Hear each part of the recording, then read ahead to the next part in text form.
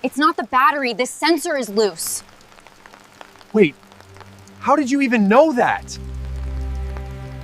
On a deserted county road outside a dying factory town, a young millionaire stood in the cold rain beside an SUV, worth more than most families in that county would ever own. His phone had no signal, his engine was dead, and the only person who stopped was a poor woman in work boots, with grease under her nails, and just enough cash left to keep her father's oxygen machine running another week. She fixed the car in minutes. She refused his money. Then she looked up and saw the old silver ring hanging from his neck. My father For gave one it to second, me. the rain, the road, the whole Why? world seemed to fall away. It was the same ring her mother had once begged her never to ask about, and what that meant was bigger than either of them was ready to survive. Hello everyone, and welcome to today's story. Before we begin, don't forget to like this video and subscribe to the channel so you won't miss more emotional, dramatic, and surprising stories ahead.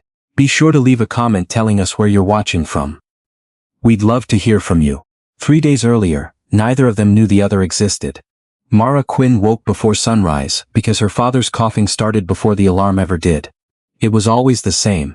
First the dry rattle from the back of his chest, then the long silence that scared her more than the coughing itself. Then the wheezing breath that meant he was still here. She pushed off the mattress in the narrow trailer bedroom and pulled on yesterday's jeans. The floor was cold, the kind of cold that made old places feel tired. The trailer had belonged to Earl Quinn's brother, before the wiring started going bad, and the roof began leaking over the kitchen sink. Now it belonged to nobody official, and to Mara in every way that mattered. Earl was sitting up in the recliner when she came into the living room. One blanket over his knees, oxygen tubing under his nose, a mug of coffee cooling untouched in his hands. He had once been broad-shouldered and hard to move. Years at the plant had made him that way. Years after the plant had closed had taken it all back. "You should called me," Mara said.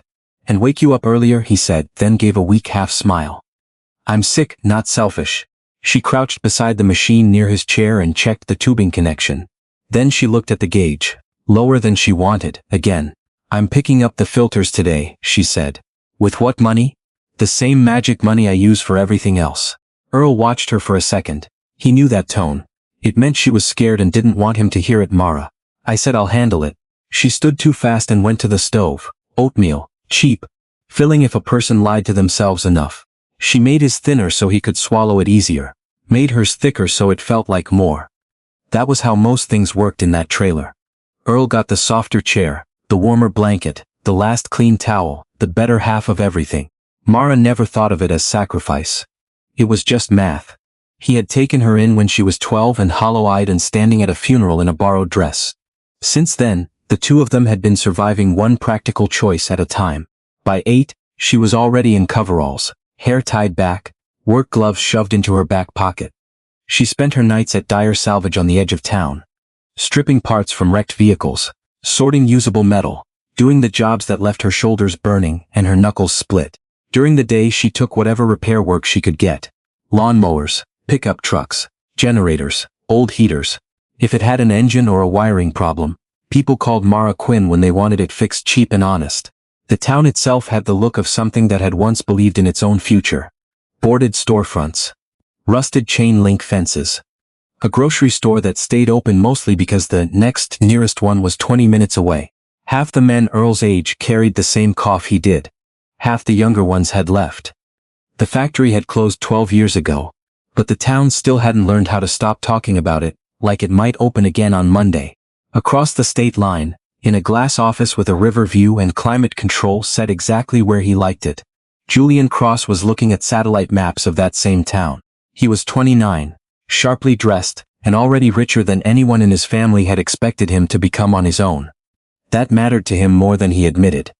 He had not inherited his fortune.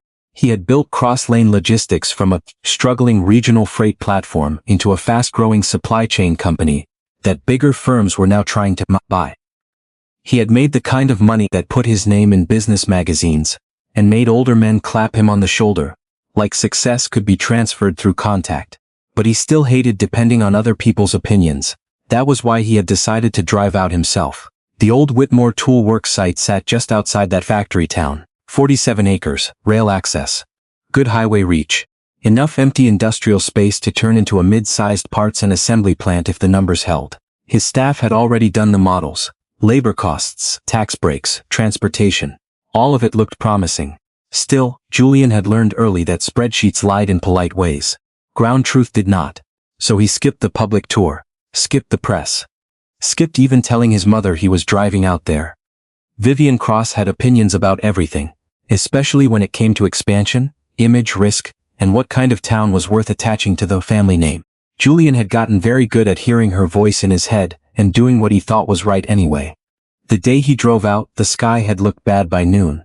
By 4, it had turned mean. Rain came in hard sheets across County Road 9, slamming against the windshield of his dark SUV. The heater was running. Soft jazz played through hidden speakers. The cabin still smelled faintly of leather and cedar. Julian loosened his tie and glanced at the map on the dash. 10 more minutes, maybe 15. Then the engine shuddered. He frowned. Took his foot off the gas. The dashboard flashed once, then again. A warning light blinked. The vehicle lost power so fast it felt unreal, like a body going weak without warning. He eased it toward the shoulder, jaw tightening as the engine gave one ugly grinding sound and died completely. No, he muttered, not here. He tried the ignition once.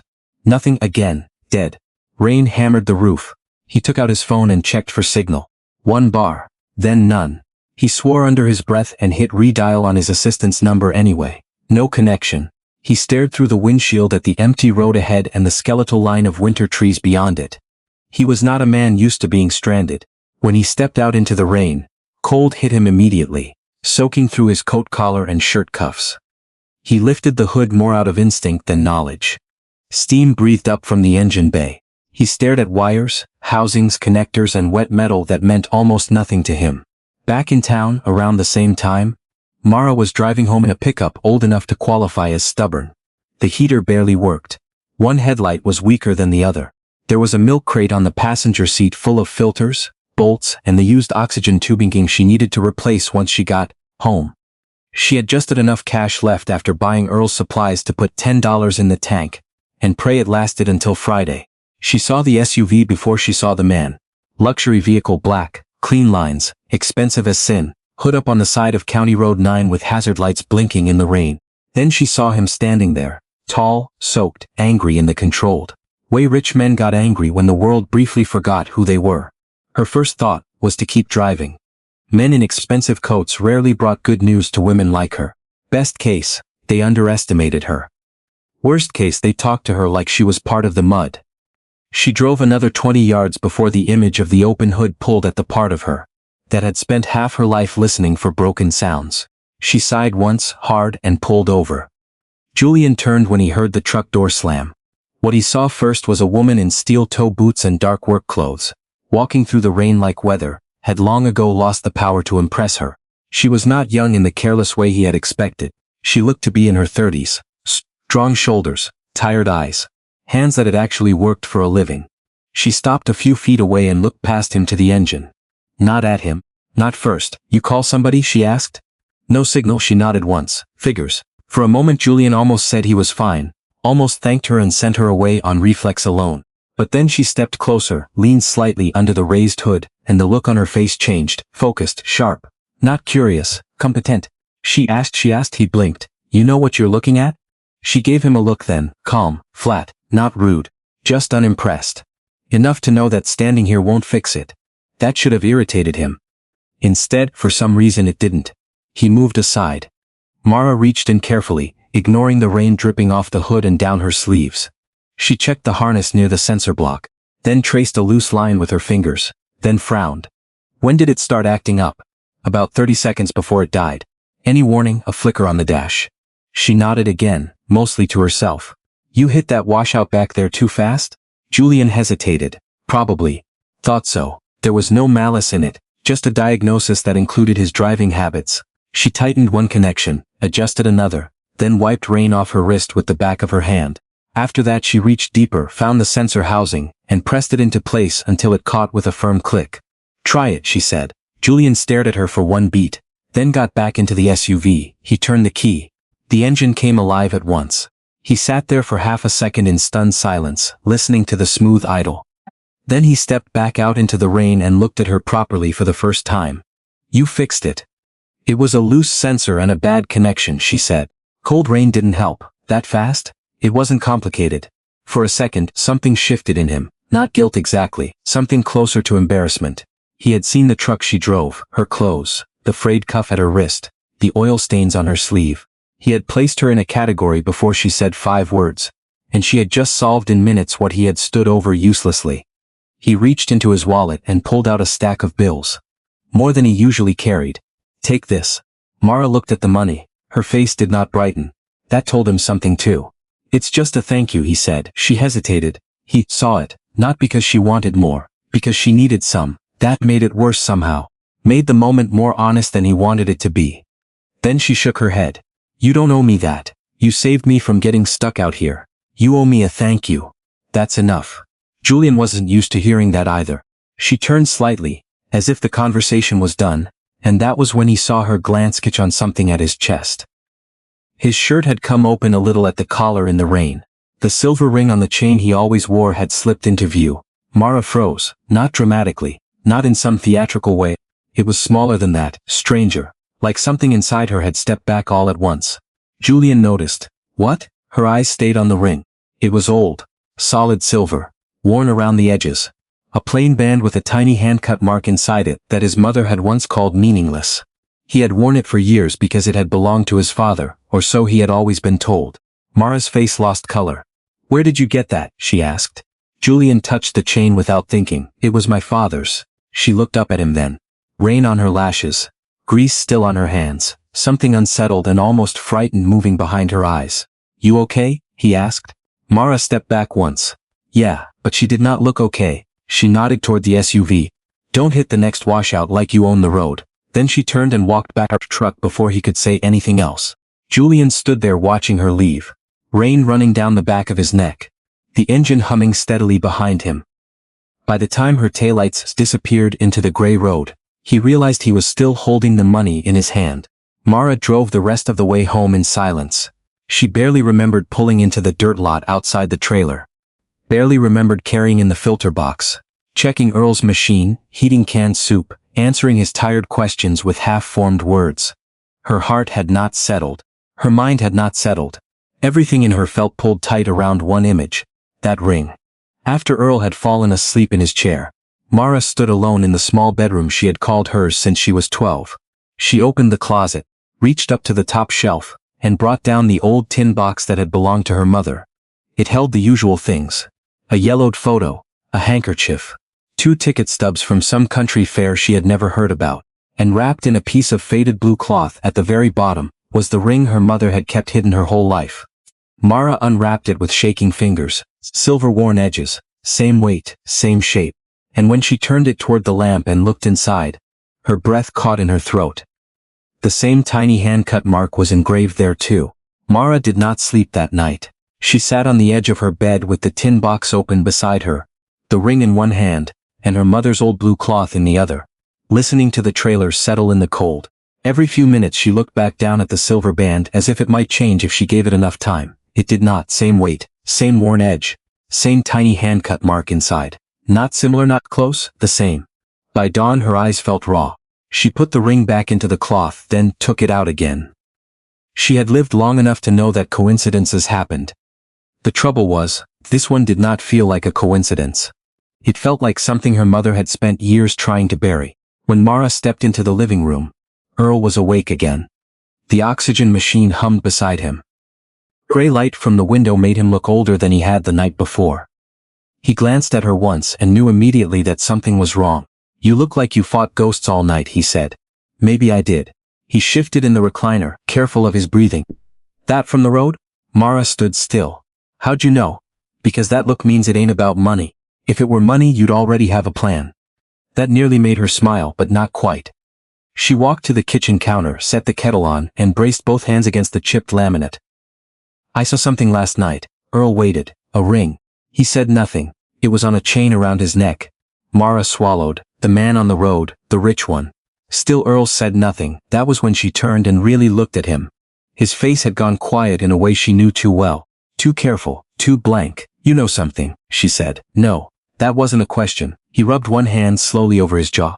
Mara, a lot of old jewelry looks the same. This one didn't. She crossed the room, picked up the wrapped cloth from the table and held it out to him. There's a mark inside. Same on both rings. Same cut. Same place. He did not reach for it. That frightened her more than if he had. Earl. He looked up then, tired and guarded. Your mama had reasons for leaving certain doors closed. There it is, Mara said quietly. That line again. He exhaled through his nose. Maybe some doors ought to stay closed. Her chest tightened. She had heard versions of that sentence her whole life. Her mother had said it softer. Earl said it like a warning. But it always meant the same thing. Don't ask, don't push, don't go looking. This morning, for the first time, Mara felt anger underneath the fear. You both did this, she said. You both kept telling me there was nothing worth knowing. Mara, no. If it was nothing, you wouldn't look like that right now. Earl's shoulders slumped a little. Not in surrender, in age, in exhaustion. I'm not saying there's nothing. I'm saying some truths cost more than people think. And lies don't? That landed. He looked away first. Mara turned back to the stove before she said something cruel. She made oatmeal though neither of them wanted it. She set his bowl in front of him and took hers to the table, but she couldn't eat. The trailer seemed too small for the questions now rising inside it. Questions about her mother, about that ring, about why the poor spent their whole lives, carrying secrets that rich people could forget and move on from. After Earl went quiet again, Mara carried the tin box back to her room and set it on the bed. If she was going to break open the past, she was going to do it herself. Her mother had not left much behind. A few photographs, 2 old pay stubs, a church bulletin with a pressed flower inside, a county fair ticket, a compact mirror with a crack down one side. Mara had gone through those things before, usually on hard anniversaries, but never like this, never looking for evidence. At the bottom of the box lay a small stack of papers tied with faded thread. Mara untied it carefully. The top one was a photograph she had seen maybe 100 times. Her mother in her early 20s, standing on a lawn so green it almost looked fake, wearing a white waitress uniform with a little folded apron at the waist. She was smiling at the camera, but not with her whole face. Behind her, out of focus, rose the wide stone terrace of the Hawthorne Country Club. Mara stared at that picture for a long time. She had been told her mother worked there one summer. Just a summer. Just serving drinks and carrying trays for wealthy people who probably never learned her name. But now, in the thin morning light, the photograph fell at different. Less like memory. More like a clue. She turned it over. On the back in her mother's handwriting were 4 words, last good month I had. Mara felt cold all at once. The next paper was older and more delicate. A folded page with a tear down one side. Not mailed, not addressed. It had been written in pencil, the handwriting uneven in places, as if the person who wrote it had stopped and started more than once. Mara opened it slowly. I don't know if this will ever reach you. That was the first line. Her throat tightened. She sat down on the bed and kept reading. I did what they said because I thought I had no choice. I thought if I kept quiet long enough maybe one of them would do what they promised. They said he would be safe. They said he would have a life I could not give. But they lied about what it would cost me to live after. Mara stopped. Her eyes dropped lower, heart pounding so hard she could hear it. I still have one child here with me, and every day I thank God for that. But every day I wake up knowing there is another one. Somewhere I am not allowed to touch, not allowed to name, not allowed to fight for without losing the only child I have left. Mara's fingers tightened on the paper. The letter did not name a man. It did not name a family. It did not name a child. But one line near the bottoms seemed to lift off the page and strike her clean through. If the other baby ever asks who gave him away, tell him I did not. Tell him I lost him. Mara sat frozen, one child here with me, another one somewhere else. For a few seconds she could not breathe right. Her whole life she had built herself around the absence of one unknown father. That was manageable. It was painful, but it was clean. A poor woman got abandoned. It happened every day. But this was not that. This was bigger, stranger, dirtier. This was a child taken, or traded, or hidden. She did not yet know which, and that uncertainty made it worse. She read the letter twice more, hoping she had misunderstood it. She had not. There was a knock at the front door around 10. Mara wiped her face fast, folded the letter, and shoved it back into the stack before Earl could call out. It was Lorna Beckett from 2 trailers down, holding a pan of biscuits wrapped in a dish towel, and a face full of neighborhood concern. Heard Earl was having a rough morning, she said. Brought these over before my shift. Mara thanked her and tried to stand normal, tried to sound normal. But Lorna was one of those women who survived by noticing everything. You look pale, Lorna said. Didn't sleep. That man trouble or money trouble? Mara almost asked how everybody in town always knew when something had happened. Then she remembered. In places like this, people learned to read each other because sometimes that was the only safety net they had. Neither, Mara said. Lorna gave her a long look. Those are usually the same thing. After she left, Mara stood in the doorway with the biscuits growing cold in her hands and thought about the line in the letter again. The other baby. A child did not disappear by accident. Not in a hospital. Not with paperwork. Somebody had arranged something. Somebody with money maybe. Somebody with a lawyer.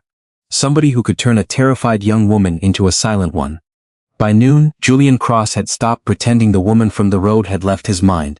He sat in the back corner of a private conference room in Columbus, half listening to a site acquisition briefing while his assistant, Rachel, walked the team through projected logistics costs on a screen. Rail access, highway routes, labor curves, tax incentives. Usually that kind of meeting sharpened him. Usually he liked the clean certainty of numbers. Today his attention kept breaking on something ridiculous. Grease-stained hands, a flat voice, the expression on Mara Quinn's face when she saw the ring. He checked his phone under the table. Nothing new from the county assessor, nothing from his field contact, nothing useful at all. By the time the meeting ended, he was irritated with himself. He was not a man who chased mysteries because a woman on the side of the road had looked startled. He was a man who built systems, bought land, solved problems. Still he called Rachel back before she got to the elevator. I need something looked into, she turned. The site? No. The woman from last night.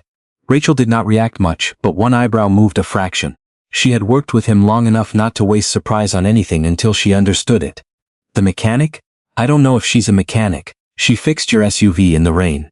I'm willing to go out on a limb. Julian ignored that. Her name is Mara Quinn.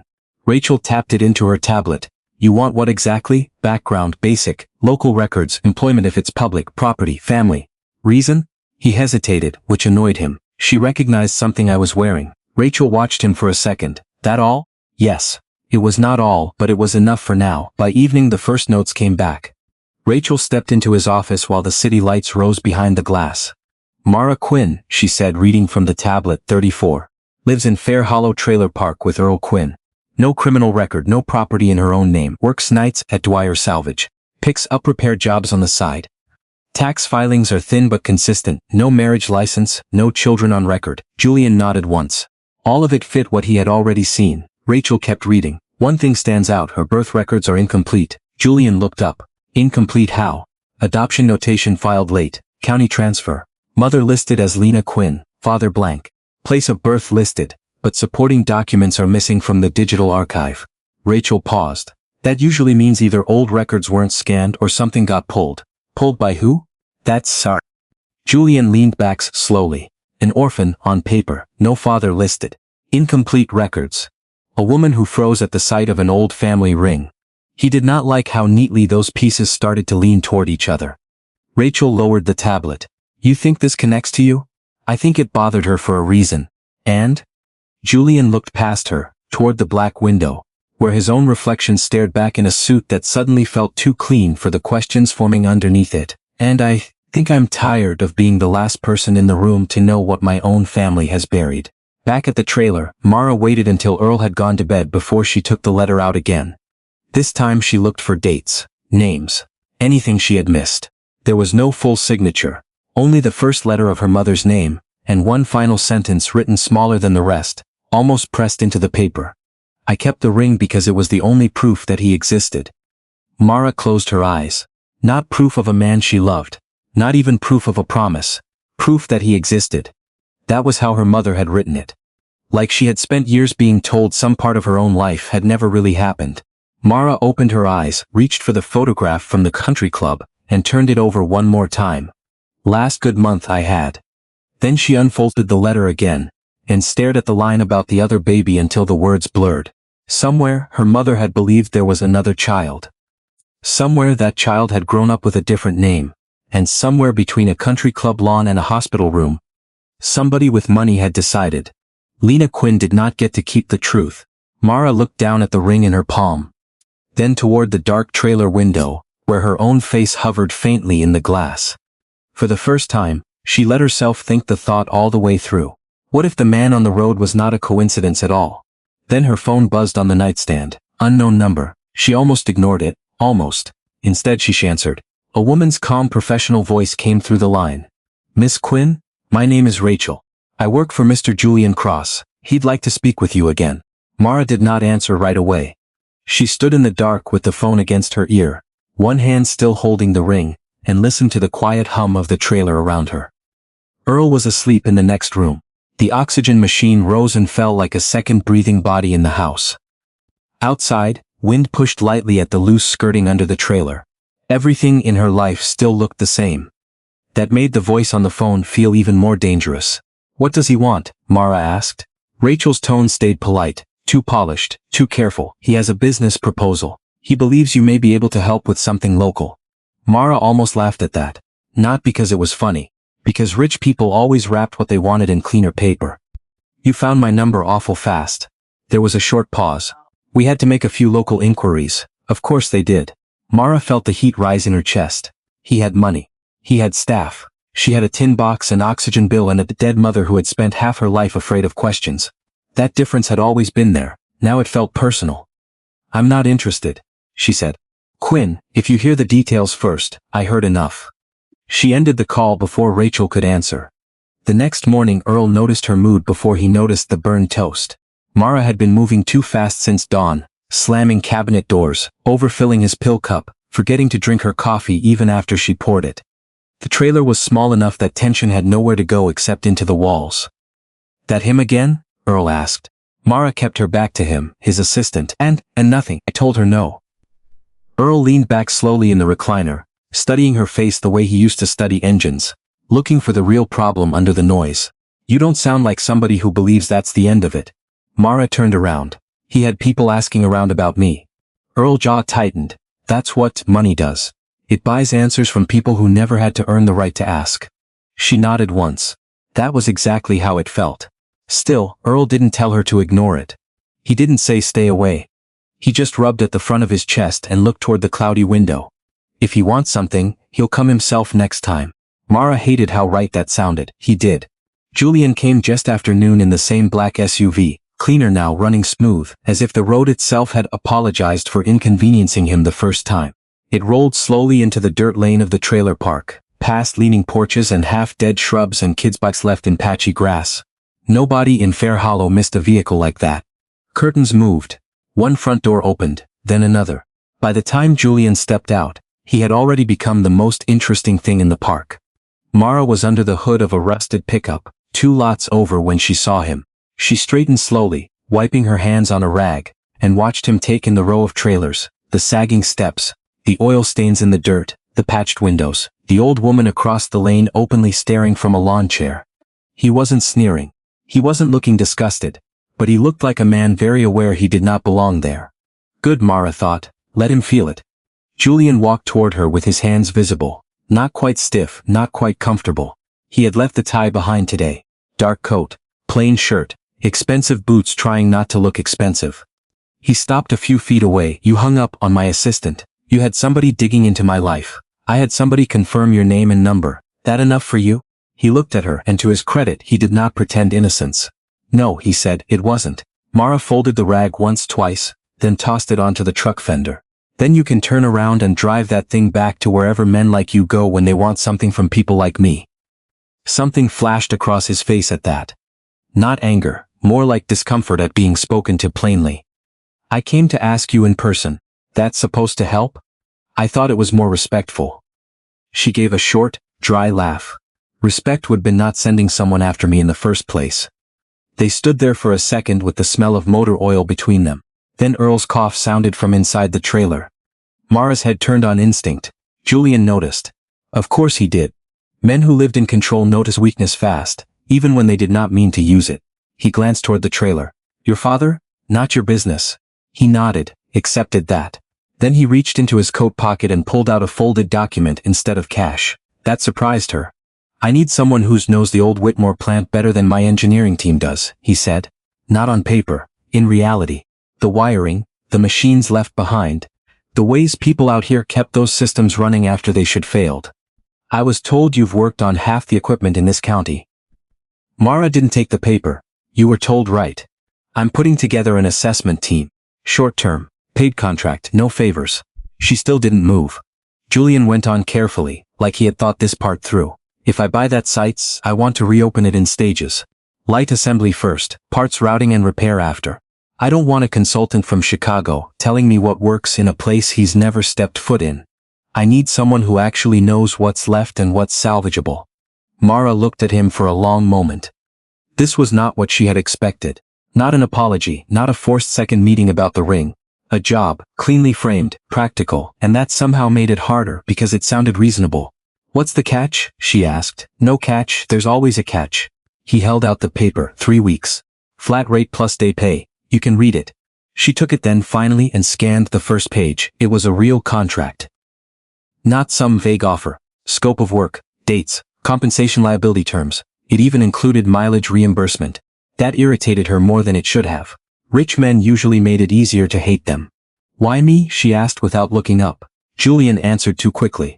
Because you know machines. That was true but not complete. Mara could hear the missing part in the air between them. Because of the ring. Because of her mother.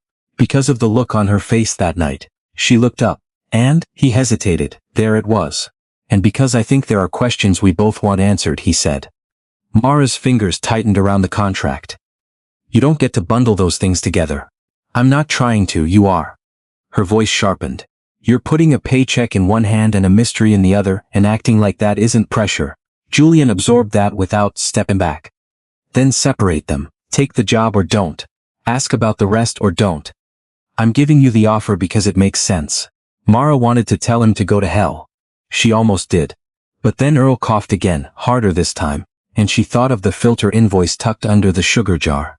Thought of the medicine refill due next week. Thought of how long dignity lasted when the power company wanted cash. Julian noticed the shift in her face. You don't have to answer now. That, more than anything, made her suspicious. Men with power usually pushed when they smelled hesitation. They leaned. They sold. He did not, he just waited. I'll think about it, she said. He nodded once. That's fair. As he turned to leave, Mara said, if I say yes, it stays professional.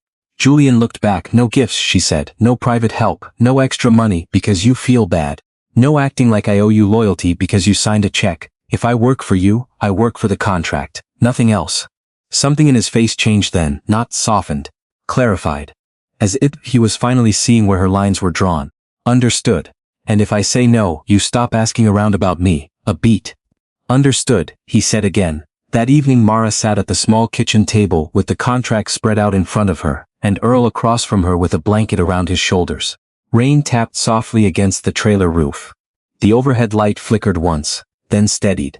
She had read the document 4 times already. The pay was more than she would make in a month at the salvage yard if the hours held.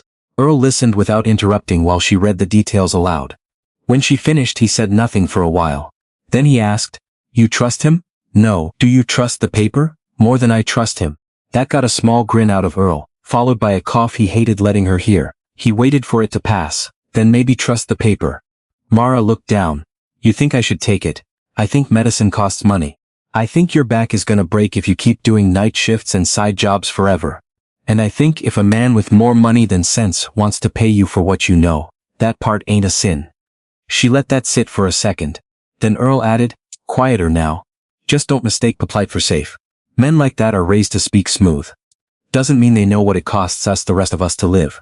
Mara looked at him. He wasn't warning her away from the job.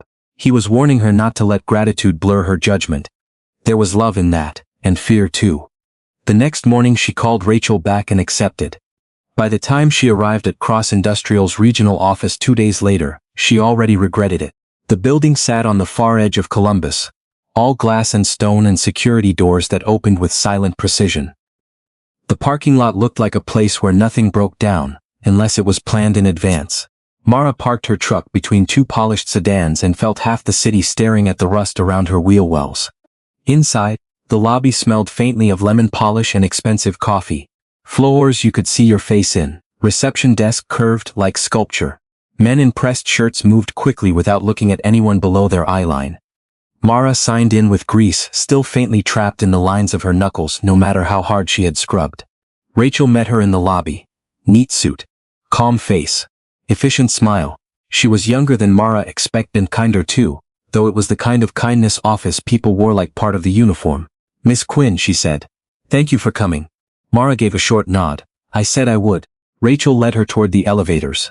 Mr. Cross is waiting upstairs with the site team. As the elevator rose, Mara caught her own reflection in the polished metal wall. Plain work jacket, dark jeans, boots cleaned but still scuffed. She looked exactly like what she was. That comforted her. Better that than dressing up for people who would still decide she didn't belong. When the elevator doors opened, Julian was already there near a conference table. Sleeves rolled, maps spread out, speaking to 3 engineers and a project manager. He looked up the moment she stepped in. Not surprised, ready. One of the engineers glanced at Mara, then at Rachel, then at Julian. That was enough. Mara knew that look. What's she doing here? Julian ignored it. Mara, thanks for coming. Don't thank me yet. A faint breath of amusement touched his face. Fair. The team gathered around the table. Plans, old facility maps, structural reports. The discussion moved fast at first, technical dry. Then Julian asked Mara about the machine bays in the older building. She corrected one of the engineers within 30 seconds. Not rudely, just accurately. The man flushed anyway. 10 minutes later she pointed out that one section on the survey marked as abandoned electrical routing had likely been manually rerun after a flood 11 years ago, because that was the only way the backup units could have stayed online as long as they did. Julian watched the room change.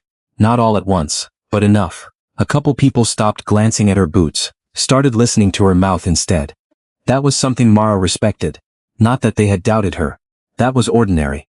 But that facts, once spoken clearly enough, could still force a little honesty into the room. They were halfway through the second site schematic when the conference room door opened. Mara turned without thinking. The woman who stepped inside was in her early 60s, dressed in cream and charcoal, every detail immaculate without trying too hard. Her posture did half the talking before she ever spoke. Money, authority. Generations of never having to ask twice. Mara had seen women like that only from a distance when she was little. At the country club in old pictures. At charity galas on the news. Women who looked like the room had been arranged around them years before they arrived. Julian straightened.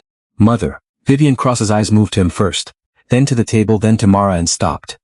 The silences that followed was small, barely a second, but it was real. Mara felt it, so did Julian. Vivian's face did not fall apart. Women like her had spent too long learning not to show damage in public, but something flashed there, something close to recognition. Not of Mara herself, of someone in her face. For the first time since taking the job, Mara felt a different kind of danger enter the room. Vivian recovered quickly, too quickly. I didn't realize you had company, she said, though her eyes were still on Mara. Julian's voice cooled a little. We're in the middle of a planning session. Yes, Vivian said softly, I can see that. Then she looked at Rachel. Who is she? No one answered immediately. Julian did, in the end. Mara Quinn, temporary technical consultant for the Whitmore site. Vivian kept looking at Mara as if she had not heard the rest, as if the name itself had struck somewhere old and buried, and when she finally smiled, it was perfect. Too perfect. I see, she said. How interesting. The room did not breathe the same after that. Mara felt it first. Not in words. In the way the engineers shifted their weight. In the way Rachel's shoulders straightened just a little more. In the way Julian didn't immediately look back at the plans. Vivian Cross walked further into the room like she owned the air inside it. Maybe she did. Her heels made soft, precise sounds against the floor. She stopped near the table, close enough to see the spread of blueprints. But her attention never fully left Mara. You've moved quickly on this project, Vivian said to Julian, her voice calm, controlled. I wasn't aware we were bringing in outside consultants. There was nothing openly rude in the sentence. But the space around outside carried weight. Julian didn't flinch. We need local insight. Mara has experience with the original systems. Vivian's gaze flicked to the documents, then back to Mara. Is that so? Mara met her eyes. She didn't nod, didn't explain. She had spent too many years in rooms where explaining herself only made things worse. Let them decide what they wanted. She would decide how she stood. One of the engineers cleared his throat, trying to bring the focus back. We were just discussing the lower assembly wing, Mom. The electrical routing looks inconsistent. Mara cut in without raising her voice. Because it was rerouted after the flood. Half the original conduits are dead. The rest were patched in sections, not replaced. The engineer looked at her, then at the map again. He hesitated. That's not in the report. It wouldn't be, Mara said. It wasn't official work. Silence again. Vivian watched that exchange carefully, not annoyed, not impressed. Measuring. Julian spoke next, calm but firm. That's why she's here. Vivian's lips curved slightly. Not quite a smile. I see. But the way she said it made it clear she saw more than anyone else in that room. The meeting continued, but something had shifted. The engineers asked Mara more questions now. Not warmly, but directly. She answered each one the same way she always did. Short, clear, no wasted words. She pointed out which machines were worth saving, which ones would cost more to repair than replace, and which systems had been kept alive, through tricks no manual would ever mention. Julian listened closely. That part mattered more than anything else. He didn't interrupt, didn't correct. He just watched how she worked, how she thought, how she didn't soften her answers even when she knew it might irritate people above her. Vivian stayed longer than she needed to. At one point, while the others argued over budget projections, she stepped closer to Mara, just enough that their conversation would not carry across the table. "You've worked in this town long?" she asked quietly. "All my life. And your family?" Mara didn't hesitate. Small. Vivian nodded once, as if that confirmed something only she could see. It must be difficult. Staying in a place with so little opportunity. There it was again, that smooth, polished tone that made concern sound like distance. Mara shrugged. "Depends what you're looking for." Vivian's eyes held hers a second longer than necessary. "And what are you looking for, Miss Quinn?" Mara thought about the letter in the tin box. The line about the other child. The ring. "Answers," she said. For the first time Vivian's expression shifted. Not much, just a fraction. But it was enough. Then she stepped back and turned to Julian like the moment had never happened. "We'll speak later," she said, and walked out of the room without waiting for a response. The door closed softly behind her. The meeting ended not long after that. As the others filed out carrying laptops and folders, Mara stayed behind to gather her things. She didn't rush. She never rushed when she didn't trust the room she was in. Julian waited until they were alone. "That went better than expected," he said. "For who?" He gave a small breath that might have been a laugh. "Fair point." Mara slid the contract copy into her jacket. "Your team doesn't like me. They'll get over it. Or they won't." Julian studied her for a moment. "You're used to that. People deciding what I am before I open my mouth," she said. "Yeah, I'm used to that." He nodded slowly. "That wasn't what I meant." "Then say what you meant." He hesitated again, not because he didn't have an answer, because he was choosing which one to give. "I meant you don't need them to like you to do your job." Mara considered that, then gave a short nod. "That's true." They stood in silence for a second. Then Julian said, "My mother, I don't care about your mother." That stopped him. Mara continued, her voice steady. "I care about why she looked at me like she already knew something she wasn't saying." Julian didn't answer right away. Because he had seen it too. That look, that moment of recognition. And he didn't have a clean explanation for it. "I don't know," he said finally. Mara watched him, trying to decide if that was true. "Then figure it out," she said. "Because I'm not the only one asking questions anymore." She turned to leave. "Mara." She stopped at the door but didn't turn around. "That ring," Julian said. "You recognized it." Her hand tightened slightly on the door handle. "Why?" Mara stood there for a long second. Then she spoke without looking back. "My mother had one just like it." The words landed heavier than either of them expected. Julian's voice dropped. "Where did she get it?" Mara shook her head once. "If I knew that, we wouldn't be standing here having this conversation." Then she opened the door and walked out. The drive back to Fair Hollow felt longer than usual. Mara kept the radio off. The road stretched out in front of her, gray and familiar, but her mind stayed back in that room, in the way Vivian had looked at her, in the way Julian had listened when she spoke, in the way the engineers had slowly stopped ignoring her. It should have felt like a win. It didn't. Because now the questions were louder. By the time she pulled into the trailer park, the sun was already low. Earl's truck was still where she left it. The porch light flickered on and off like it always did when the wiring got tired. Inside, Earl was sitting up, but something about his posture made Mara move faster. "You all right?" "Just tired," he said. But his breathing was rougher than that morning. Mara set her bag down and checked the machine again. The gauge had dropped more than she expected. "We're going to need more than filters soon," she said quietly. Earl gave a weak smile. Always one step ahead of the bill. She didn't smile back. That night after Earl finally fell asleep, Mara went back to the bedroom and pulled out the tin box again. This time she wasn't careful. She spread everything out across the bed. The photograph, the letter, the ring, every small piece of a life her mother had left behind. She looked at the photo again, the country club, the clean lawn, the building in the background. Something about it bothered her now in a way it hadn't before. Not the smile, the place. She leaned closer to the picture, the stone terrace, the archway, the railing. It looked familiar. Not because she had been there, because she had seen something like it earlier that day. Mara's breath slowed. Then she reached for her phone and pulled up the image of the Cross Industrial headquarters Rachel had sent in the onboarding email. It wasn't the same building, but in the background of one of the photos there it was, a similar terrace. Same stone pattern, same style of arch. Mara sat back slowly. That wasn't coincidence, that meant one thing. Her mother hadn't just worked near people like the Cross family. She had been close to them. Closer than anyone had ever told her. Mara looked down at the ring in her hand again, then at the letter, then at the photo, and for the first time, the pieces didn't just feel connected, they felt deliberate. Like someone had taken a life and cut it in half. Her phone buzzed on the bed beside her, another, unknown number. Mara stared at it for a long second, then answered, a man's voice this time, older, careful. Miss Quinn? Yes. My name is Harold Benton. I used to work at the county hospital. I believe I knew your mother. Mara's heart stopped. And I think, he continued slowly, you deserve to know what happened the night she gave birth. The line went quiet. And everything Mara thought she understood about her life shifted again. Mara didn't speak for a moment. Her fingers tightened around the phone, knuckles going pale, while her mind raced ahead of her body. The room felt smaller, the air thinner. Earl's breathing from the other room suddenly louder than it should have been. You knew my mother? She asked, her voice steady only because she forced it to be. I worked nights back then, the man said. County hospital, I wasn't a doctor. Orderly, I moved patients. I saw things people didn't always notice. Mara swallowed. And you're calling me now, why? A pause. Because I saw your name come up, he said. Not directly, but enough, and because I've been carrying something for a long time I shouldn't have kept to myself. That did not sound like a man chasing attention. It sounded like someone tired.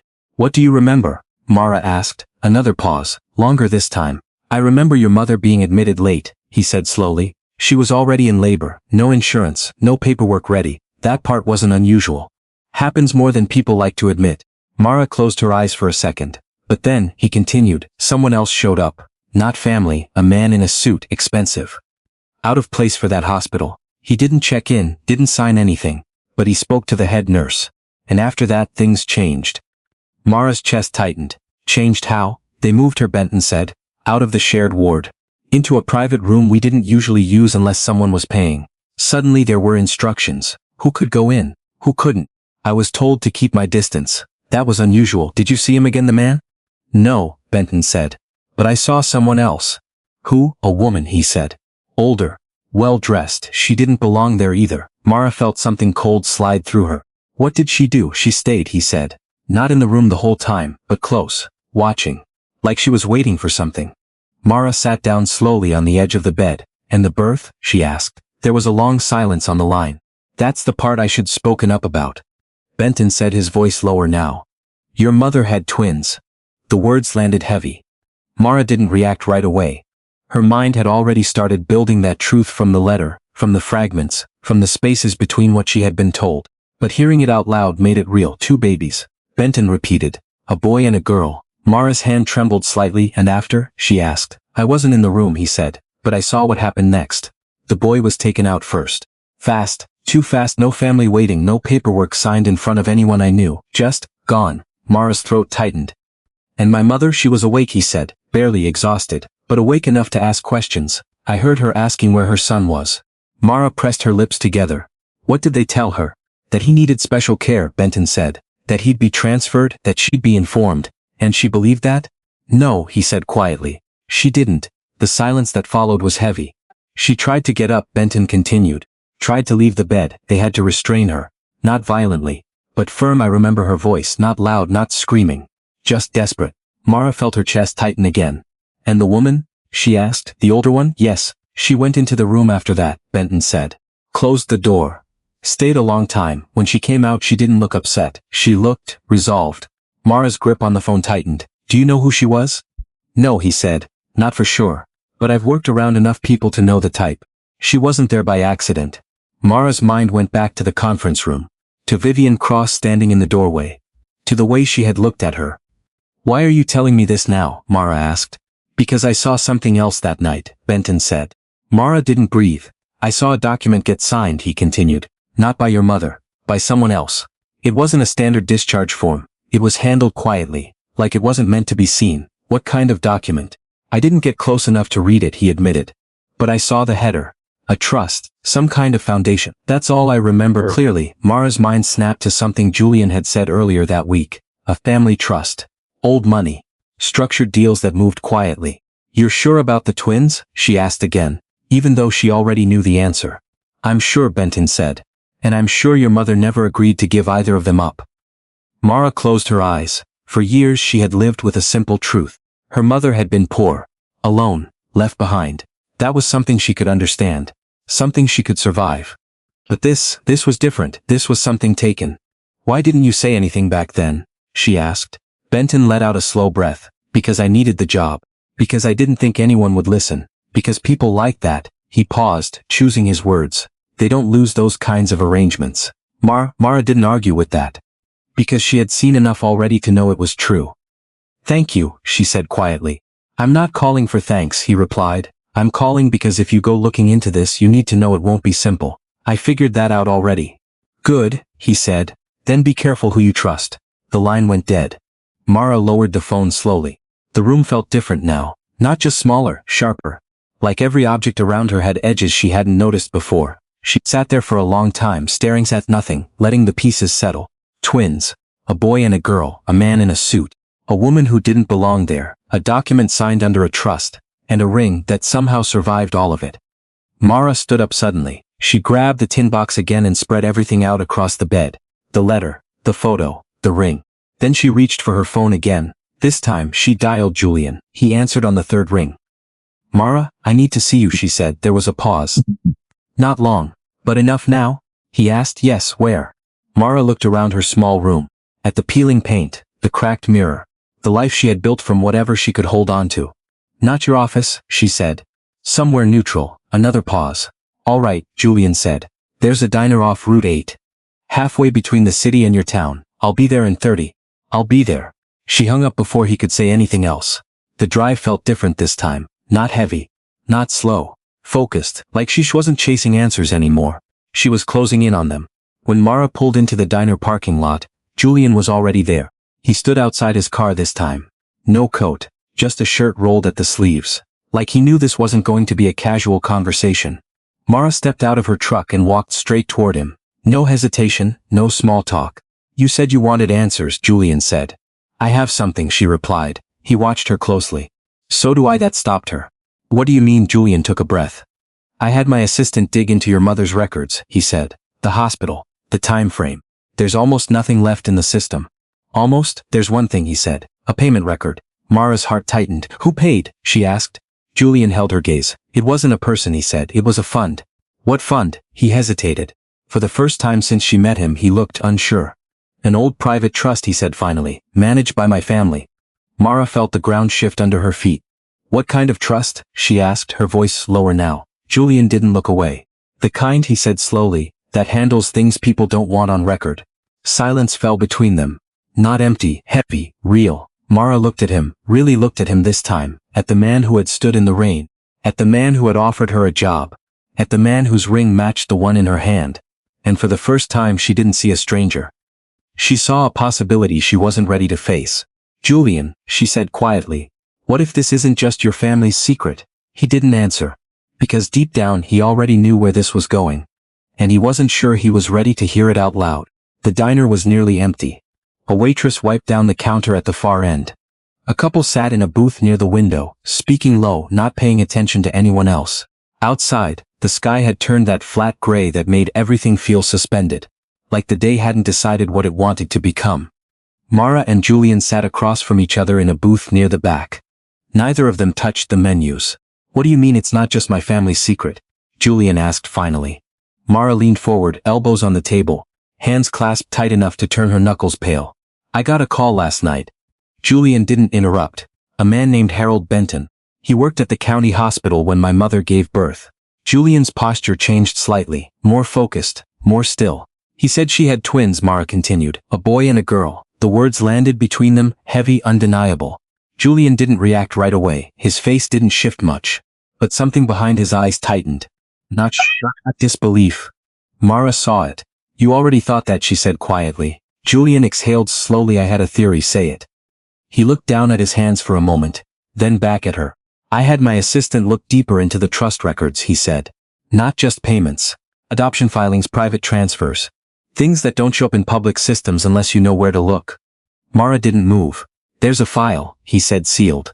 But not completely invisible. It lines up with the same time your mother was in the hospital. Her heart started to pound. What does it say? Julian hesitated. And that hesitation told her everything. Julian, she said, her voice sharper now, don't clean this up, just say it. He held her gaze. It says a male infant was placed under private guardianship, he said. Transferred through a legal intermediary tied to the Cross family trust. Mara felt the air leave her lungs. And that infant, she said slowly, where did he end up? Julian didn't look away. In my family. Silence, not the kind that fades, the kind that locks in. Mara sat back slightly, her body reacting before her mind caught up. She stared at him, searching his face for something that would make this less real. Less immediate. There was nothing. No, she said under her breath. Julian didn't argue. No, she repeated louder now. That doesn't mean. It doesn't prove anything yet, he said quickly. Not on its own. But you think it does? Another silence. Julian leaned forward, his voice lower now. I think the timelines match. I think the circumstances match. And I think the fact that your mother kept that ring, and I've had the other one my whole life, is not something I can explain away anymore. Mara's hands dropped to the table. She looked down at them. At the grease still faintly embedded in the lines of her skin. At the life she had built piece by piece, without answers, without help. Then she looked back at him. You're telling me, she said slowly, that the boy taken from my mother that night, could be you. Julian didn't answer. Because there was no version of that sentence that sounded right out loud. Mara laughed once. It wasn't humor. It was disbelief breaking through. That's insane, she said. She stopped. Because the more she tried to push it away, the more it fit. The ring, the trust, the hospital, the missing records. The way Vivian had looked at her. Mara stood up suddenly. I need air. She didn't wait for him to respond. She walked out of the diner, pushing the door open harder than necessary. The bell above it ringing too loud in the quiet afternoon. Outside, the cold air hit her face, sharp and immediate. She paced once. Twice. Then stopped, pressing her hands against the side of her truck, breathing hard. This wasn't how life worked. People didn't just discover they had a lost relative sitting across from them over coffee. Not like this. Not in real life. But then again, her life had already stopped being simple the moment she opened that tin box. Julian stepped outside a few seconds later. He didn't come too close. Didn't try to touch her. He just stood a few feet away. I'm not saying this to hurt you, he said. Mara let out a sharp breath. You think that matters right now? I'm saying it because if it's true, we need to deal with it properly. She turned to him. Properly? She echoed. You mean legally? Structurally? Like it's another deal to manage? That's not what I mean. That's exactly what you mean, she shot back. Everything in your world gets handled, controlled, packaged into something that makes sense. Julian didn't raise his voice. This isn't something I can control. Then stop acting like you can. They stood there, tension pulling tight between them. Mara shook her head, stepping back again. You don't get it, she said, quieter now. For you, this is a problem to solve. For me, she stopped. Because the words didn't come easily. For me, she said finally, this is my life being rewritten without my permission. Julian absorbed that. Didn't argue, didn't defend, because she was right. After a moment he spoke again, more carefully this time. If I'm wrong, he said, we confirm that and move on. And if you're not, he didn't answer immediately. Then I have to face what that means, he said. Mara looked at him, really looked. At the man who had grown up with everything she didn't have. Security, opportunity. A name that opened doors instead of closing them. And now possibly the life that had been taken from her mother. You don't even know what that means yet, she said. No, he admitted. But I'm not walking away from it. She studied him for a long moment, looking for signs, for cracks, for anything that felt like dishonesty. What she found instead was something else. Uncertainty. Real uncertainty. And underneath it, something that looked a lot like fear, that shifted something in her. Not enough to trust him, but enough to stop seeing him as just another rich man trying to control the narrative. All right, she said finally. Julian straightened slightly. We don't jump to conclusions, Mara continued. We find proof. He nodded once. Agreed. And we do it my way. That made him pause. What does that mean? He asked. It means we don't go through your lawyers first, she said. We don't bury this under contracts and silence agreements before we even know the truth. Julian considered that. Then nodded again. All right. Mara took a breath. There's someone else who knows more, she said. The man who called me, Harold Benton. He was there that night. Julian's focus sharpened. Where is he? Still local, she said. Retired, lives outside town. Julian glanced toward his car. We go see him. Mara shook her head. Not like this, she said. You show up with that car, dressed like that, asking questions, he'll shut down before we even get through the door. Julian looked down at himself, then back at her. Then how? Mara met his eyes. You let me lead, she said. Another pause. This one down longer. Because for Julian Cross, letting someone else lead, especially someone from a world he had always stood above, wasn't something he did easily. But this wasn't a business deal. And for the first time in a long time, he wasn't the one with the answers. All right, he said quietly. Mara nodded once, then turned back toward her truck. We go tomorrow, she said. Morning. Julian watched her for a second. Then something occurred to him. Mara, she stopped. If this is true, he said, if we're right about what happened. She didn't turn around. What? She asked. Julian took a breath. My mother knew, he said. Mara's hand tightened slightly against the truck door, because deep down, she already knew that too. And whatever came next wasn't just about finding the truth. It was about deciding what to do with it. And how much it was going to cost them both. Mara barely slept. She lay on her side, staring at the thin line of light leaking through the cracked curtain, listening to Earl's uneven breathing from the other room. Every time she closed her eyes, the same image came back. A hospital room she had never seen. Her mother asking for a child she was never allowed to hold. And somewhere in that same moment, Julian. The thought made her chest tighten. By the time morning came, she was already up. Coffee untouched on the counter, jacket on, keys in hand. She moved like someone who knew standing still would only make it worse. Julian was already waiting when she pulled up. Not in his usual car. A worn pickup sat parked off to the side of the road, dust on the hood, nothing about it drawing attention. He leaned against the door, sleeves rolled, expression quieter than usual. Mara noticed it. You took my advice, she said. Julian gave a small nod. Figured it would help. She studied him for a second, then walked past him toward the passenger side. Don't talk much when we get there, she said. Let me handle it. Julian didn't argue. The drive out to Benton's place was quiet. Fields stretched out both sides of the road, old fences, a few abandoned barns. The kind of place where time didn't move forward so much as it slowly wore things down. Mara kept her eyes on the road. Julian watched the landscape, two different worlds. Same destination. When they finally turned onto a narrow gravel road, Mara slowed the truck. A small house came into view, weathered wood. A porch that leaned just enough to make you notice. A truck parked out front that hadn't been washed in years. This is it, she said. They got out. Julian let Mara walk ahead. She knocked once. No answer. She knocked again, louder this time. Footsteps. Slow, the door opened a crack. Then a little wider. Harold Benton looked older than his voice had sounded. Thin, shoulders slightly hunched, eyes sharp in a way that didn't match the rest of him. He looked at Mara first, then at Julian. His expression changed, not surprise, recognition. You brought him, Benton said quietly. Mara didn't react. We need to talk. Benton hesitated, then stepped aside. Come in. The house smelled like old wood and coffee that had been reheated too many times. Papers stacked on every surface. A small television playing low in the corner. Benton closed the door behind them. I wasn't expecting this, he said. Mara stayed standing. You said you had something to tell me. I did. She glanced at Julian briefly, then back at Benton. Say it again, she said, but this time in front of him. Benton studied Julian for a long moment. You're the one, he said finally. Julian didn't pretend to misunderstand. That's what we're trying to confirm. Benton nodded slowly. Then you should hear it exactly the way it happened.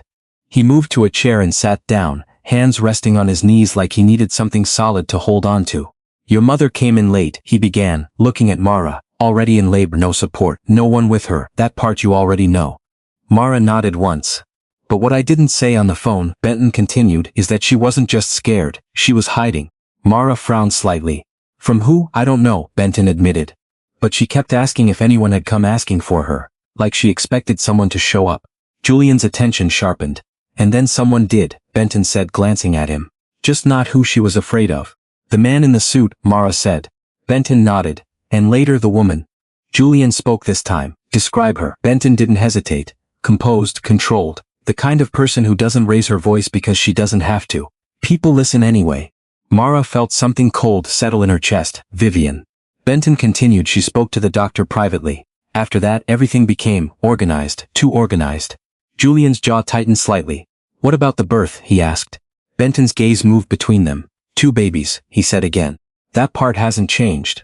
But the way it ended, he paused. Your mother never signed anything, he said to Mara. Not willingly, I'm sure of that. Mara's hands curled at her sides. Then how did it happen? She asked. Benton let out a slow breath. There are ways, he said. Legal enough to pass. Quiet enough not to raise questions, especially when money's involved. Julian stepped forward slightly. My family's trust, he said. Benton looked at him.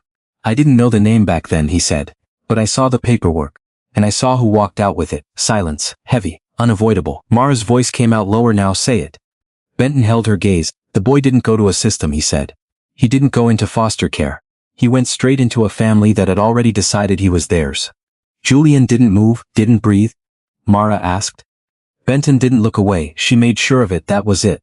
No more guessing. No more theories. Just truth. Mara felt it hit her, not like an explosion, but like something breaking deep inside. Quiet. Final. Julian stood there, absorbing it in a different way, not just as information, as consequence. My mother, he said slowly, knew. Benton didn't answer directly, but he didn't need to. Mara turned away for a second, pressing her hand against her forehead. For years, she had imagined her mother as someone who lost something. Now she saw it clearly. Her mother hadn't lost anything. It had been taken. And someone had stood there and allowed it. Julian's voice came quieter now. Why didn't anyone stop it? Benton gave a tired, almost bitter smile. Because people like me don't stop people like them, he said. Not without losing everything. That landed hard. Mara lowered her hand. Her voice when it came was steadier than she felt. What about records? She asked. Proof. Something that can't. Beat back slightly. I kept copies, he said. That made both of them freeze. What? Julian said. Not official copies, Benton clarified. Just enough. Dates. Notes I wasn't supposed to keep. Mara stepped forward. Where are they? Benton looked toward a cabinet in the corner of the room. Locked up, he said. Been there for years. Julian's pulse picked up. This could prove everything, he said. Benton shook his head slowly. It could start something, he said. Proving it. That's another fight. Mara didn't care about the difference. Show us. Benton hesitated. For the first time since they arrived, he looked uncertain. You need to understand, he said. Once you open that, there's no putting it back. Mara met his eyes. It was never put back, she said quietly. Not for my mother. That was enough. Benton stood up slowly and walked to the cabinet. He reached inside, pulled out a thin folder. Worn, edges soft from time. He held it for a second longer than necessary, then turned back toward them. This is all I have, he said. Mara stepped forward. Julian stood beside her. Benton handed it over, and in that moment everything changed. Because whatever was inside that folder was no longer just a secret. It was evidence. And once evidence existed, the truth didn't stay buried. No matter how powerful the people were who tried to keep it that way. Mara didn't open the folder right away. She held it in both hands, feeling the weight of something that didn't look like much.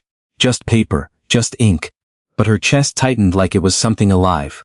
Julian stood beside her, close enough to feel it too. Open it, he said quietly. Mara glanced at him. Not angry, not soft either, just steady. This doesn't belong to you, she said. Julian nodded once. I know. She looked back down at the folder, then slowly she opened it. The first page was handwritten. Not neat, not official. Notes taken fast, like someone writing things down they weren't supposed to remember.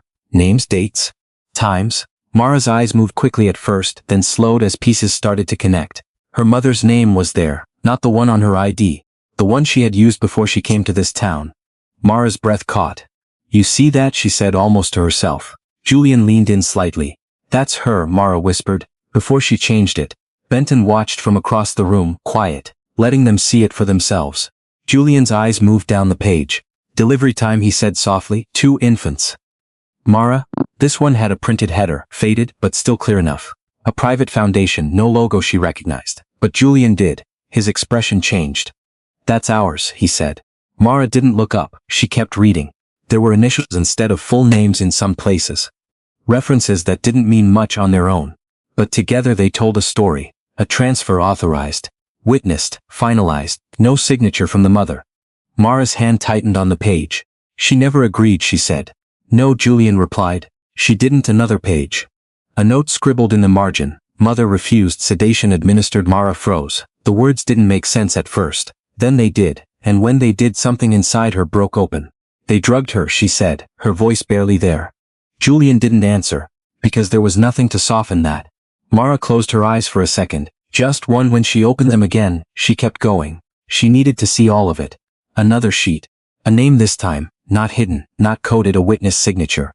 Mara's eyes moved over it, then stopped. Her heart skipped once. No, she whispered. Julian felt it immediately. What is it? She didn't answer. She just turned the folder toward him, and pointed. Julian looked. At first it didn't register. Then it did. The name sat there in clean, careful handwriting. Vivian Cross. The room went silent, not just quiet, heavy. Like something had settled into place that could never be moved again. Julian stared at it longer than he should. Like, if he looked hard enough, it might change. It didn't. That's not, he started. But the sentence didn't finish. Because it was. Mara watched him. Not with anger. Not yet. Just with a kind of clarity that hadn't been there before. She didn't just know, Mara said. Julian swallowed. She signed it. Benton shifted slightly in his chair. I told you, he said quietly. The woman made sure it happened. Julian didn't look at him. He couldn't. His entire world had just shifted under his feet. Not in theory, not in probability, in fact. My mother, she said slowly, like the words themselves didn't belong to him anymore, was there. Mara closed the folder, carefully, like it deserved more respect than the people who created it. For her, Mara said, her voice steadier now, this wasn't an accident. Julian finally looked at her. No, she continued. This was a decision. The truth sat between them, sharp, unavoidable. Mara took a step back. Her mind wasn't racing anymore. It had gone quiet. The kind of quiet that came after something irreversible. She lost him, Mara said. Not because she couldn't keep him, but because someone else decided she didn't deserve to. Julian's chest tightened. And that someone, she added, raised you. He didn't argue. He couldn't. Because it was all there, on paper. Signed, witnessed, real. Benton spoke again, softer this time. I kept that because I knew one day it would matter, he said. I just didn't know who it would matter to. Mara nodded slightly. It matters now. She looked at Julian again. This time there was something different in her eyes. Not distance, not rejection, something harder. Truth. What are you going to do? She asked. Julian didn't answer right away. Because for the first time in his life, he didn't have a plan. He had always been the one who fixed things, built things, controlled outcomes. But this wasn't a system. It was a past. And it wasn't his to rewrite. I don't know, he admitted. Mara held his gaze. That's honest, she said, at least. He let out a slow breath. What do you want to do? He asked. Mara looked down at the folder, then back at him. I want her name back, she said. Julian frowned slightly. Your mother's? Yes, that can be arranged, he said automatically. Mara shook her head. Not like that, she said. Not quietly, not behind closed doors. Julian understood what she meant. You want it public. I want it true, she corrected. That landed differently. Julian nodded slowly. That means everything comes out, he said. The hospital, the trust, my family. Mara didn't hesitate. Then it comes out. Benton shifted again. You understand what that does? He asked. To people like them? Mara looked at him. I'm not doing this to destroy anyone, she said. I'm doing it because it already destroyed her. Silence followed, the kind that didn't need anything added to it. Julian ran a hand through his hair. This won't stay small, he said. If this goes public, it hits everything. My company, investors, the project here. Mara met his eyes. So does silence, she said. That stopped him. Because she wasn't wrong. Silence had already done its damage, for decades. Julian looked at the folder again, at the name, at the signature, at the truth he couldn't ignore anymore. My mother won't let this happen, he said. Mara's expression didn't change. She already made sure it happened once. That hit harder than anything else. Julian exhaled slowly, then nodded. Then we don't go to her first, he said. Mara tilted her head slightly. What are you saying? I'm saying we take this somewhere it can't be buried, he replied. Mara watched him closely. Looking for hesitation, for calculation. There was still some of that. But there was something else now too, real responsibility. Where? She asked. Julian met her eyes. Public record, he said. Not media first. Something that forces documentation. Mara thought about it, then nodded once. Good. Benton let out a quiet breath. You're really doing this, he said. Mara closed the folder again. Yes, she said. Julian stood beside her. Not ahead. Not behind. Just there. Yes, he echoed. And in that moment, the truth stopped being something they were discovering. It became something they were about to face, together. And somewhere far from that quiet house, someone else was about to feel the first crack in a story they had spent years keeping buried. Because secrets didn't stay hidden forever. Not when someone finally chose not to look away. The news didn't break all at once. It started small, a request filed at the county clerk's office, a petition to reopen sealed medical records, tied to a decades-old private guardianship case. No headlines, no noise. Just paperwork moving through a system that most people never noticed. But systems like that didn't stay quiet for long. By the second day, someone inside the office made a call they shouldn't have made. By the third, a legal department in the city had flagged the names involved. By the fourth, it reached the one person Mara and Julian both knew would respond before anyone else. Vivian Cross. Mara was at the hospital when the call came. Earl had taken a turn overnight. His breathing had worsened. The doctor had used careful words, but Mara heard what they meant. Time wasn't something they could count on anymore. She sat beside his bed holding his hand, feeling how much lighter it had become. The man who raised her had never asked for anything in return. Not even the truth. Now that truth was catching up. Her phone buzzed in her jacket pocket. She didn't want to answer it, but something told her she had to. She stepped out into the hallway before picking up. "Mara Quinn," she said. A pause. Then a voice she had only heard once before but recognized immediately. Controlled, precise ice. "Miss Quinn," Vivian said. "We need to talk." Mara leaned against the wall. "No," she replied. Another pause, not surprised, not offended, just calculating. "I'm not asking," Vivian said. Mara let out a quiet breath. "That's the problem," she said. "You never did." Silence. Then Vivian spoke again, softer this time. "Your petition was filed this morning," she said. "You've moved faster than I expected." Mara's grip tightened slightly around the phone. "You've been watching," she said. "I've been informed," Vivian corrected. "There's a difference." Mara didn't argue. "Where?" Vivian asked. Mara looked through the glass window into Earl's room. At the man who had chosen her when no one else did. "At the hospital," she said. "Room 212. Another pause. "I'll be there in 30 minutes. The line went dead. Mara stayed where she was for a second longer. Then she went back inside. Earl's eyes opened slowly when she sat down again. "You look like trouble found you," he said, his voice weak but still carrying that same dry edge. Mara managed a small smile. Something like that. He studied her face. "You going to run from it?" he asked. Mara shook her head. "No." Earl nodded faintly. "Good," he said. "About time you stopped letting life decide things for you." She squeezed his hand gently. "I learned from you," she said. He let out a soft breath that might have been a laugh. "Then you learned late," he murmured. A knock came at the door. Not loud, not hesitant either. Mara turned. Vivian Cross stood in the doorway. Everything about her looked the same as before. Perfectly composed, immaculate, like the world still bent in ways that made sense around her. But something was different. Not on the surface. Deeper. Like she knew something was already slipping. "I didn't expect to meet like this," Vivian said, stepping inside. "Mara didn't stand, neither did my mother," she replied. That landed. Vivian's expression didn't break, but it shifted. Just enough. She glanced at Earl. "Mr. Quinn," she said politely. Earl gave a faint nod. "Lady who takes things that aren't hers," he replied. Mara closed her eyes for a second. Vivian didn't react. "I'd prefer to speak privately," she said. "No," Mara said immediately.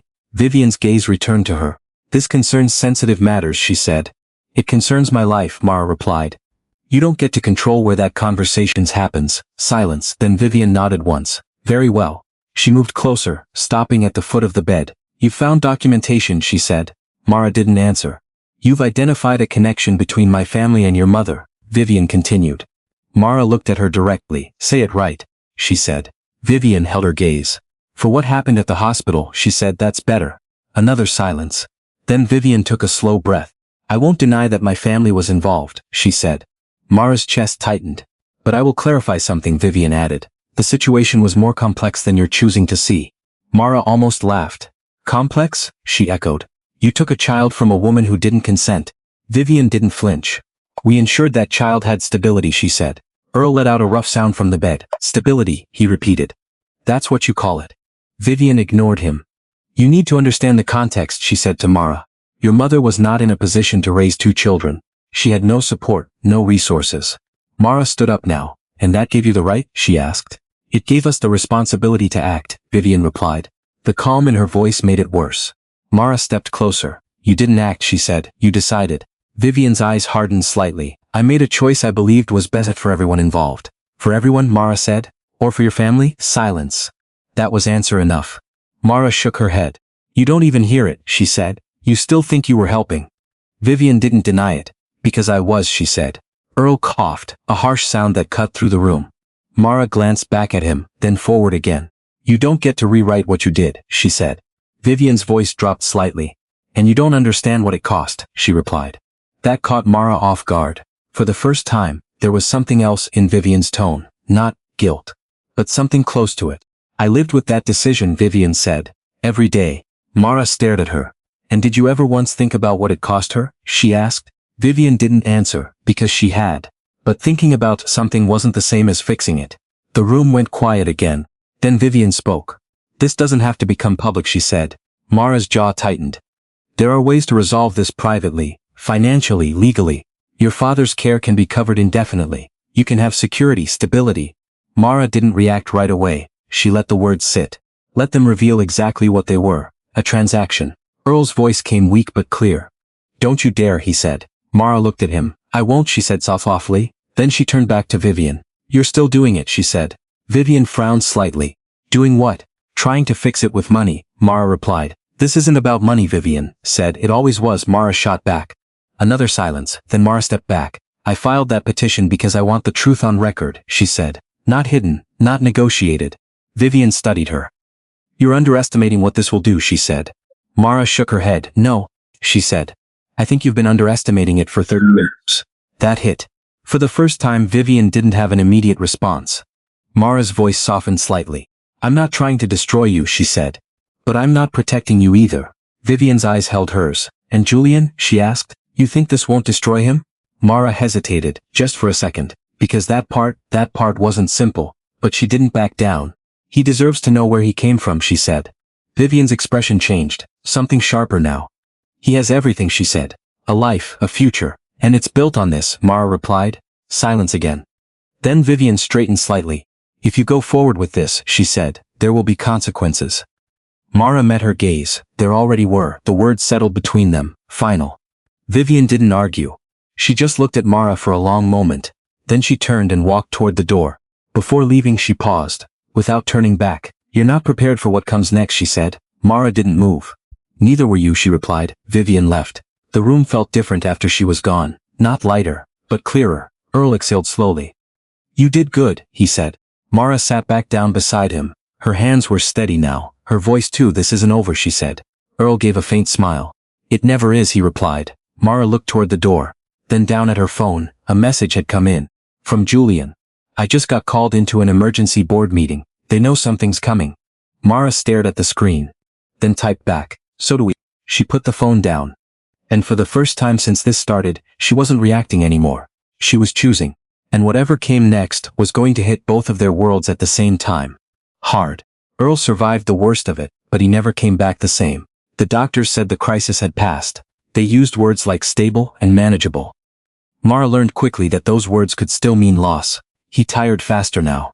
Spoke less. Slept in the chair by the window with the oxygen line resting against his cheek, and the television turned low, as if he wanted company without noise. One evening, just after sunset, Mara found him awake and watching her instead of the dark outside. You still mad at me? He asked. She was sitting at the kitchen table with a stack of course packets for the certification program. Julian's new community training fund had helped reopen at the county college. She looked up slowly. You really want me to answer that? Earl gave a weak smile. No, but I figured I ought to ask before I run out of chances. Mara set the papers down. The room was quiet except for the machine beside him. I was mad, she said. Still am some days. He nodded once, accepting that like a man who knew he had earned it. But I know why you did it, she added. You thought silence was protection. It was the only kind I knew how to give. His voice thinned at the edges. Didn't make it right. Mara stood and moved closer. She crouched beside the chair the way she had 1,000 times before. Only now the man in it seemed smaller than the man who had raised her. You chose me, she said, when nobody had to. That matters too. Tears did not come to Earl easily. Even then, they barely showed, just a shine in old eyes and the kind of swallow that hurt to watch. I'm sorry, he said. For every year I let you think you weren't allowed to know who you were. Mara took his hand. I know. It wasn't full forgiveness. Not yet, but it was something quieter and maybe stronger. The kind that grows after anger has had its say. A week later, she met Julian at the storage unit on the north side of town. The one she had rented, after clearing out what remained of Lena's things from the old shed behind the trailer. They had fallen into a routine neither of them had planned and neither had named. Thursday evenings, 2 hours, boxes, dust, not healing, exactly, just work. Sometimes that was the only honest way to begin. Julian was already there when she arrived, sleeves rolled, standing beside a folding table with 3 open cartons and a legal pad. He looked less like the man from the road now, less polished, less certain of where to place his hands, but also more real. "What did you find?" he asked. Mara held up the envelope. "This came in the last bundle from the lawyer. He said it was tucked behind the backing of a frame." Julian's expression changed before he even took it. Not fear, readiness, the hard kind. They stood side by side under the weak overhead light while Mara unfolded the paper. The handwriting was Lena's. They both knew it immediately. "If he ever finds you, tell him I never gave him away. I lost the fight." Julian stared at the words for so long Mara thought he might not breathe. Then his hand went to the back of his neck, and he looked away toward nothing. For most of his life, the story had been simple. He had never known another version. He had been wanted, chosen, saved, in the way powerful families like to describe what they took. Even after the hearing, even after the documents, some part of him had still carried a child's oldest wound. What if she had let him go? Lena's note destroyed that lie in one sentence. Mara watched it happen on his face. Not loudly, not dramatically, just the slow collapse of something false that had held up more of him than he understood. "She didn't leave you," Mara said quietly. Julian nodded once, but his eyes were still on the page. "No," he said. His voice broke on the second word, "she didn't." He sat down hard on the folding chair, elbows on knees, the letter shaking slightly in his hands. Mara did not touch him. They were not there yet. Maybe they never would be in the easy storybook way. But she stayed. Sometimes staying was the closest thing to mercy people knew how to offer. After a while he said, "I built half my life trying to prove I deserved what I had." Mara leaned against the table. "Most people do." He gave a short, bitter breath that was not quite a laugh. "That's not the same as learning it was bought with someone else's loss." She didn't answer because there wasn't a clean answer. In the months that followed, things changed the slow way. Real things changed. Not with music swelling in the background. Not in one neat scene. The county hearing forced corrections into the public record. Lena's name was restored. The guardianship file was amended. The hospital, long since merged and renamed, issued a statement full of legal caution and moral emptiness. It was not enough, but it was on paper now. She existed there, not as a rumor. Not as a poor girl somebody wealthy had stepped around. As the mother they had tried to erase us. Julian did what he had promised and more than what his board wanted. He restructured the Whitmore site project after holding open meetings in the town hall, where laid-off mechanics, retired maintenance men, single mothers, and trade teachers all got to speak before the plans were finalized. For the first time in that town's memory, people like Mara weren't just used as labor after the decisions had already been made. They were in the room while the decisions happened. The training program opened first. Small classes. Real certifications. Paid apprenticeships tied to actual jobs instead of empty speeches. Women enrolled too, not as a publicity line, but because Mara insisted the sign-up process not quietly funnel them into office tracks and away from the shop floor. When Julian offered her the title of Community Technical Supervisor, she almost said no. Not because she didn't want it, because she needed to know it was real. So she took the coursework, sat for the exams, logged the hours, failed one module, took it again, passed. Earned the position the only way she could live with, which was by becoming undeniable. On her first day in the role, she stood inside the old plant with a hard hat under one arm, listening to new trainees laugh nervously near the loading bay, and felt something she had not expected. Not triumph, belonging. Not the kind someone grants, the kind you build. Julian came by later that afternoon with coffee from the diner off Route 8. The same place where everything had first begun to turn. He handed her a paper cup and looked out over the half-rebuilt floor. "It's louder than the models predicted," he said. Mara smirked. "That's people, they do that." He smiled then, brief and tired and honest. "I'm learning." They still met once a week. Sometimes at the storage unit. Sometimes at the cemetery. Sometimes on Earl's porch when the weather was good, and Earl had enough breath to pretend he wasn't listening while they tried, awkwardly, to learn the shape of each other. No grand declarations. No sudden perfect intimacy. Just stories told in pieces. Foods they hated. Habits they shared without realizing. The strange discomfort of seeing familiar expressions on a face that came from a different life. Blood had not made them family in one clean moment. Choice had started to. Vivian came to the cemetery on a windless afternoon in October. Mara had gone there to replace the flowers and clean the dirt from Lena's headstone, where the corrected name now sat carved in full. She heard the car door close behind her, and knew who it was before she turned around. Vivian stood a few yards away in a dark coat, older than she had looked in court, older than she had looked in any office or hallway, or polished room where power used to shield her from consequence. "I wasn't sure you'd let me stay," she said. Mara set the cloth down. "I'm not here to let you do anything." Vivian accepted that. She stepped closer but not too close. Her eyes moved to the stone, to Lena's name. This time it stayed there. "I told myself," Vivian said after a long silence, "that giving him a life meant I had done something defensible." Mara said nothing. Vivian's voice stayed even, but it cost her now. That much was plain. "I never once said the truth the way it actually was. Not to him, not to myself." "No," Mara said. "You said the version that let you keep living with it." Vivian closed her eyes briefly. Yes, there was no apology big enough for what stood between them.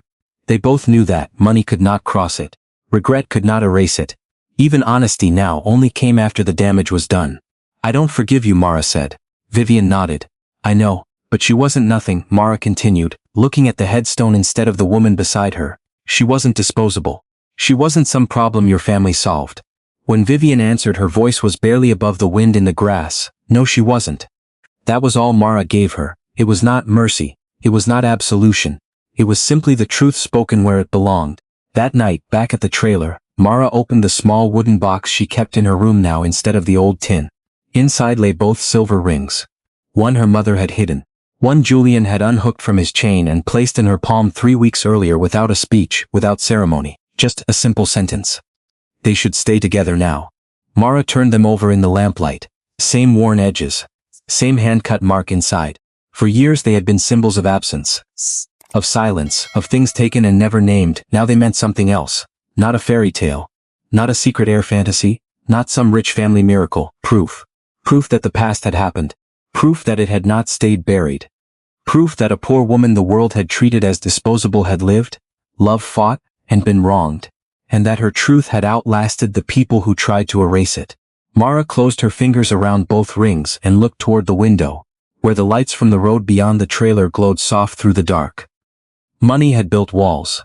Power had hidden records. Silence had stretched for decades. But none of it had been stronger than the simple human need to be named correctly in the end. And maybe that was the part worth holding on to. Not that the lost had been found too late, but that they had been seen at last. If this story stayed with you, tell me what part hit you the hardest. And if you believe people deserve truth before pity, stay with the channel for the next story.